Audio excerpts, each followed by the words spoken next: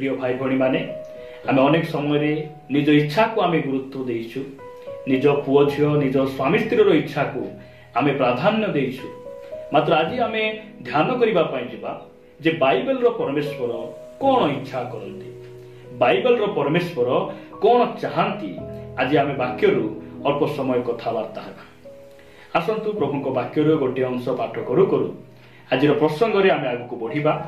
आपण माने मोर सहित एफिसियो पुस्तक को आसीबे। एफिसियो पुस्तक 5 अध्याय 17 पद रे साधु पाउल ए प्रकार लिखंती, एनु निर्बद्ध न होई प्रभुंकर इच्छा कोन ताहा बुझ। प्रिय भाई भणी माने आमे जे निर्बद्ध होई किना रहिबा एहा परमेश्वर केबे मध्ये इच्छा करंती नाही।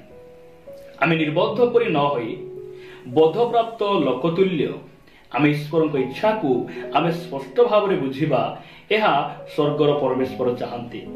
प्रिय भाई भणी माने प्रभु आमान को अनुग्रह करंतु। दिने प्रभु यीशु ख्रीष्ट माथि लिखित सुसमाचार 7 अध्याय 21 पद से कहले, मते प्रभु प्रभु बोली डाकंती एपरि प्रत्येक स्वर्ग राज्य रे प्रवेश करिबे, किंतु जे मोर स्वर्गस्थ पितांक इच्छा को साधन करे से स्वर्ग राज्य रे प्रवेश करिबो। सेति पाई प्रिय भाई भणी माने आमे ताहांकर इच्छा तो साधन करिबा, किंतु ताहांकर इच्छा को आमे जानि बारुछि। ताहांकर इच्छा कोन ताहा जानिले हमकु साधन करिबा पई सहज हेबो, एवं आमे ताहांकर इच्छा को बुझिले आमे जदि ताहांकर इच्छा बिहुनु आमे जीवन बिताउछु ताले निजो को आमे सगाड़ी परिबा। सेति पाई ताहांकर इच्छा को साधन करिबा, ताहांकर इच्छा को जानिबा जड़े विश्वासी पाई केते गुरुत्वपूर्ण अटे।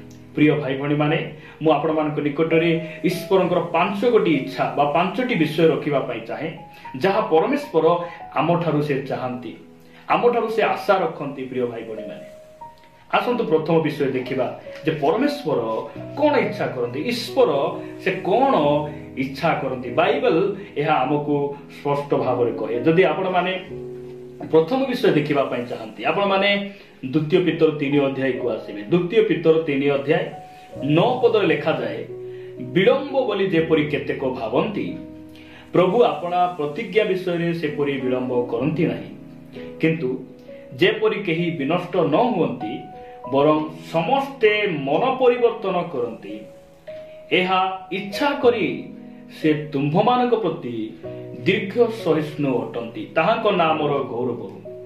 परमेश्वर कौन इच्छा करंती आमे प्रथम विषय देखुचु जे केही मध्य विनष्ट न हुवंतु, समस्ते मन परिवर्तन करी से माने बाप्तिजित होई मंडली सहित संयुक्त होई ताहांकर गौरवमय आगमन निमंते प्रस्तुत हुवंतु। यह परमेश्वर इच्छा करते, यह ईश्वरंकर इच्छा। मात्र शैतान रो इच्छा कोन, लोक माने विनष्ट हो जांतु, नरक को जांतु, परिवार रे अशांति घटू, एही सब इच्छा शैतान रु आसे। किंतु स्वर्गर परमेश्वर प्रभु यीशु ख्रीष्ट से चाहंती आपण माने आ मु परिवर्तन हेइ जिबा, मन परिवर्तन करिबा। आज ख्रिस्टियन समाज रे अनेक भाई भणी मानकर पिंधाड़ा परिवर्तन हो गला, घर द्वार परिवर्तन हो गला, आर्थिक परिस्थिति परिवर्तन हो गला, किंतु दुखर विषय जो विषय आमको स्वर्ग को नहीं केना जीव से ही मन आज अनेकंकर परिवर्तन हेइ नाही। एथिपाई ईश्वर इच्छा करती जे आमे कोन हेबा संपूर्ण भाव रे हमर मन को परिवर्तन करिबा आ ताहांकर आगमन निमंते आमे प्रस्तुत हेबा, एहा स्वर्गर परमेश्वर इच्छा करती। प्रथम विषय आमे देखुचु जे केही जेपरि विनष्ट न होई समस्ते मन परिवर्तन करती, एथिपाई से अपेक्षा करिसंती, दीर्घ सहिष्णु अटंती, ताहांको नामर गौरव हो। द्वितीय विषय मु आपण मानक निकट रे रखिबा पाई चाहे, आपण माने प्रथम थेसलोनिकियो को आसीबे। प्रथम थेसलोनिकियो तार 4 अध्याय को आमे जिबा। प्रथम थेसलोनिकियो 4 अध्याय 3 पद रे ए प्रकार लिखा जाय, कारण तुम्भे माने जेपरि पवित्र हो एहा ही ईश्वरंको इच्छा। ईश्वरंको इच्छा कोन, ताहांकर लोक माने पवित्र हुवंतु, दिन प्रतिदिन पवित्र जीवन यापन करंतु, एहा से इच्छा करंती। तळकु लिखा जाय, अर्थात तुम्भे माने जेपरि बेविचार रु पृथक रुह ताहांको नामर गौरव हो। प्रिय भाई भणी माने परमेश्वर कोन इच्छा करंती, ताहांकर लोक माने पवित्र हुवंतु, पवित्र जीवन यापन करंतु, एहा से इच्छा करंती। कारण आमको जो परमेश्वर आह्वान करिसंती से पवित्र अटंती, से कहले आम्भे जेपरि पवित्र तुम्भे माने मध्य पवित्र हो। आ जणे विश्वासी पाई पवित्रता काहेकि दरकार? पवित्रता बिना आमे मंडली रे रही हेबो, पवित्रता बिना आमे मंडली रो सभ्य ही हेबो, पवित्रता बिना मंडली रो जणे नेता ही हेबो, प्रचार करी हेबो। पवित्रता बिना आमे स्वर्ग को जाई हेबो नाही। सेति पाई परमेश्वर चाहंती तांकर लोक माने पवित्र हुवंतु, बेबिचार ठारू पृथक रुहंतु, परंपरा रु पृथक रुहंतु, पापरु से माने पृथकीकृत जीवन बितांतु।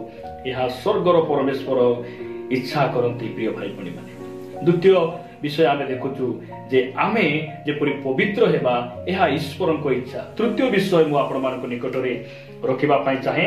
आपण माने सेही प्रथम थेसलोनिकीय 5 अध्याय को आसीबे। प्रथम थेसलोनिकीय 5 अध्याय 18 पद रे लिखा जाय, सबु अवस्था रे धन्यवाद दियो, कारण तुम्भ मानक विषय रे ख्रीष्ट जीशुंक ठारे एहा ईश्वरक अभिमत। अभिमत बोली कहले ईश्वरंकर इच्छा। कौन इच्छा? सबु अवस्था रे आमे प्रभु को गौरव देबा, ताहांकु धन्यवाद देबा। अनेक समय रे क्रिश्चियन भाई बणी मान को देखिबे, जदि सेमानकर प्रमोशन हेबो प्रभु को धन्यवाद देबे।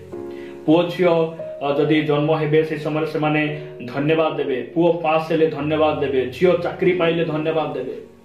किंतु जो समय रे पुओर देह खराब हे जाए किबा कोनसी पुओ झियो मृत्युवरण करंती, परिवार किछि क्षति हे जाए, से माने धन्यवाद रो मुख फिटांती नै, गौरवर शब्द मुखरु से माने कोन करंती नै, बाहर करि पारंती नै।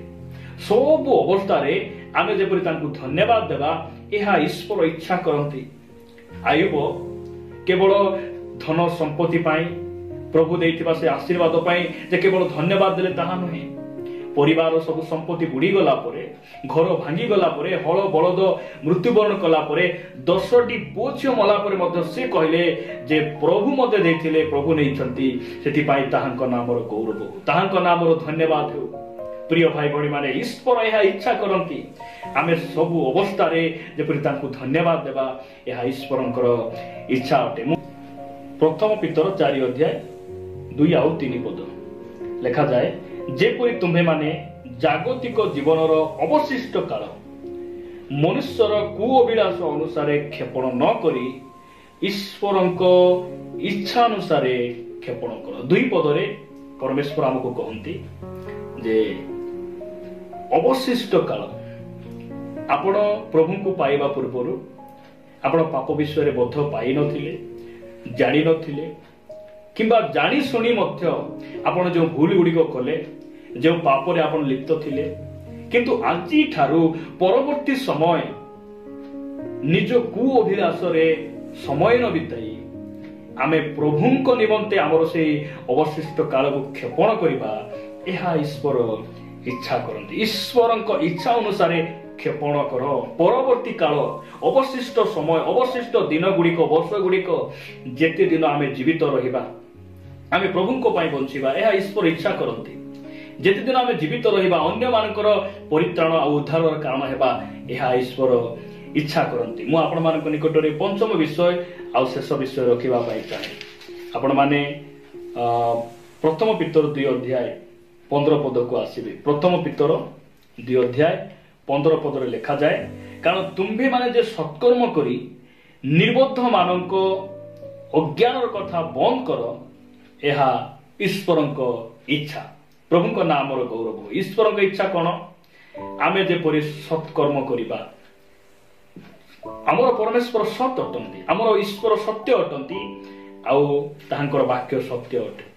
सेति पई आमे ख्रीष्ट विश्वासी भावरे आमे जेपरि सत्य कर्म करिबा, एहा ईश्वर इच्छा करंती। अनेक समय रे आमे सत्य वाक्य प्रचार करू, सत्य कथा कहू, सत्य भावरे आमे कोन करू, आमे विभिन्न मत गुड़ी को देऊ, किंतु सत्कर्म करिबारे दुर्बल अटू। प्रिय भाई भणी माने ईश्वर इच्छा करंती आमे सत्कर्म करिबा, आ अज्ञानर कथा को आमे कोन करिबा, बंद करिबा, एहा स्वर्गर परमेश्वर इच्छा करंती। प्रिय भाई भणी माने सेति पाई ताहांकर इच्छा को आमे कोन करूथिबा, आम जीवन रे आमे साधन करूथिबा, ताहांकर इच्छा को आम जीवन रे पूर्ण करूथिबा, ଆଉ ତାହାଙ୍କର ଇଚ୍ଛା ସାଧନ କରିବା ଲୋକମାନଙ୍କ ନିମନ୍ତେ ପରମେଶ୍ୱର ତାହାଙ୍କର ଅନନ୍ତ କାଳର ସେହି ରାଜ୍ୟକୁ ସେ କ'ଣ କରିଛନ୍ତି? ପ୍ରସ୍ତୁତ କରିଛନ୍ତି। ପରମେଶ୍ୱର ଏହି ବାକ୍ୟ ଦ୍ୱାରା ଆମ ସମସ୍ତଙ୍କୁ ପ୍ରଚୁର ଭାବରେ ଆଶୀର୍ବାଦ